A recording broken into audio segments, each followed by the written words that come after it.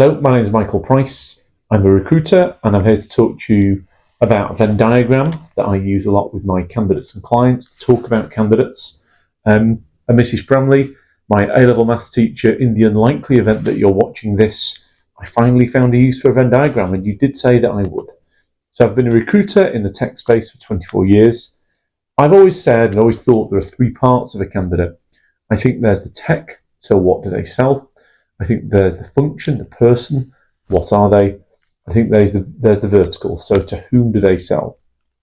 And I'm going to talk to you about what it means for you if you're a client who's hiring, and what it means for you if you're a candidate who's considering looking for a new role. So I think the requirement, as I say, can be broken down into three parts. One is the tech space, so what do they sell? What do you sell? The other part is how is it sold? So let's say, for example, if you sell legal software to lawyers, that piece of technology and that product is going to be very similar to selling accounting software to accountants. So it's the tech circle. What do you sell? Then there's the person. So the first part is what's the role type? So are we talking new business, account management, alliance, sales manager, sales leader, CSM, marketing, all those different variances and different types of candidate that we have. The second thing that I think about is how do people sell? So this relates very heavily to tech, actually.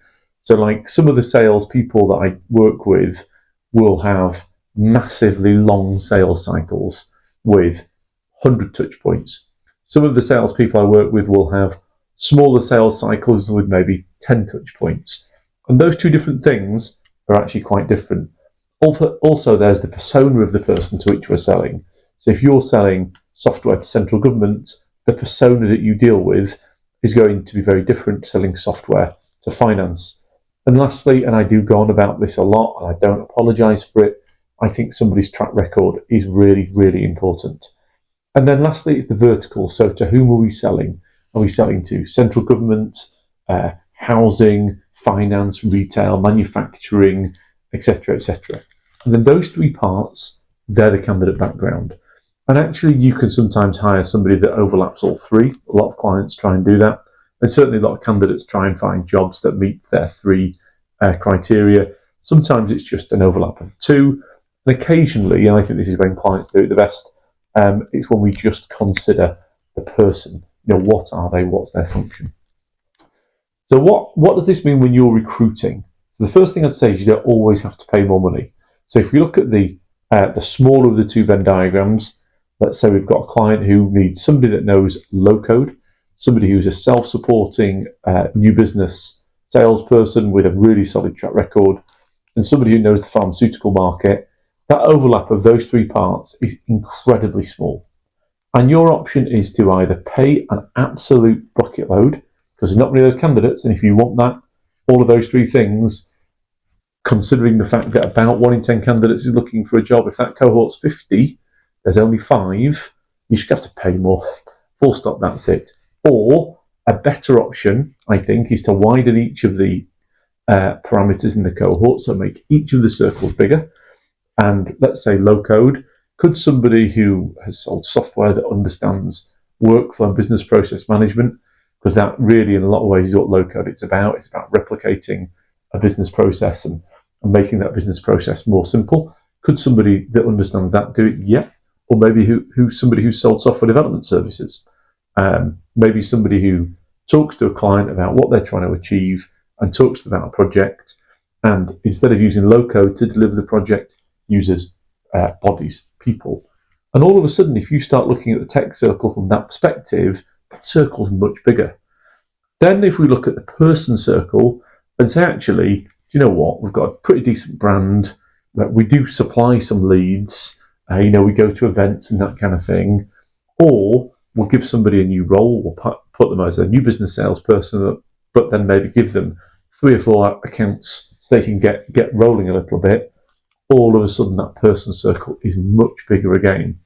And then if we look at verticals, what is a pharmaceutical company? Baker's is a big PLC.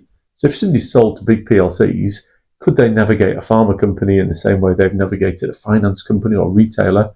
I would have said so. So all of a sudden, if you're increasing the size of those three circles, then you're increasing the size of the overlap of the three circles, and therefore you're increasing the cohort.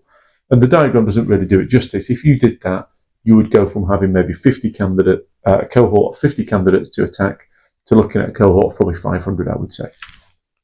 So what does it mean from the candidate perspective? Well, ironically, most candidates want to earn more money, but most candidates are in it for the money. And ironically, if you narrow down each of those tech circle, person circle, vertical circle, so that you've got a narrower, more niche skill set, there's fewer of you, you're a scarcer commodity, that's how you'll increase your basic salary. I'm going to talk a little bit now about the different circles and the tech that exists within it. So what are the toughest circles to find people for? From a tech perspective, it's anything new, really.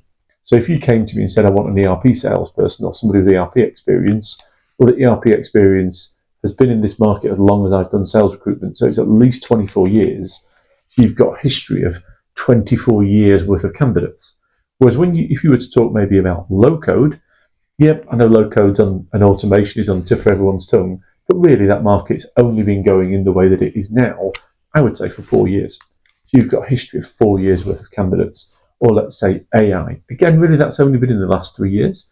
So you've got 3 years worth of candidates. So there's just not as many people out there. So anything new makes that circle smaller. From a vertical perspective, it's always been my experience that to find somebody who knows central government, big telco, so selling to O2, Vodafone, EE, BT, selling into those organisations, selling to automotive, or selling to health when you combine it with new logo, they've always been the most difficult ones to find. So if you brief a recruiter, hopefully me, and say, well, I want somebody that knows central government, Mike, immediately that vertical circle is a lot smaller, so immediately has a knock-on to the amount of candidates. And then from a person perspective, most companies, they really value and want new logo salespeople.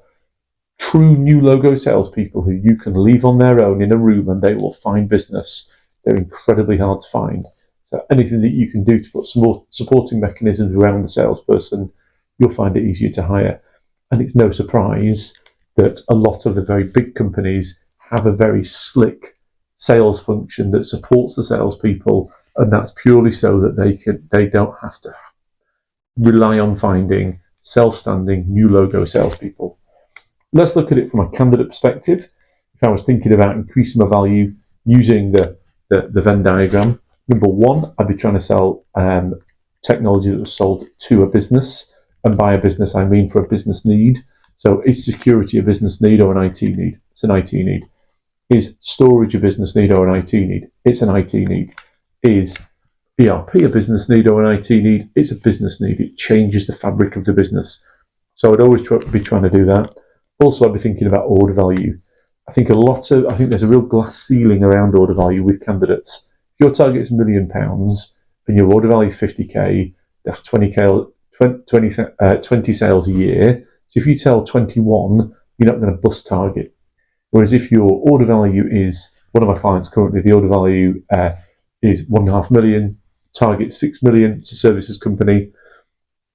4 sales hits target, 5 sales smashes target. For a vertical perspective, I will be trying to sell into any vertical where the end user organisation was large. Could be public sector, could be private sector, it would be large end users. So would I want to sell to legal and accounting? Probably not. Because yes, there are some big companies out there, no doubt, but actually a lot of the legal and accounting market and estate agency and dentists and all that kind of thing, they're actually quite small end users, which means the order value is low, and because the order value is low, that then knocks onto the target. And if I was a candidate, I really would become a good new logo, new business salesperson, and I would protect my track record. I would take a lower paid job in a less cool market purely to protect my track record. Hopefully you found that useful. My name is Michael Price. Thank you.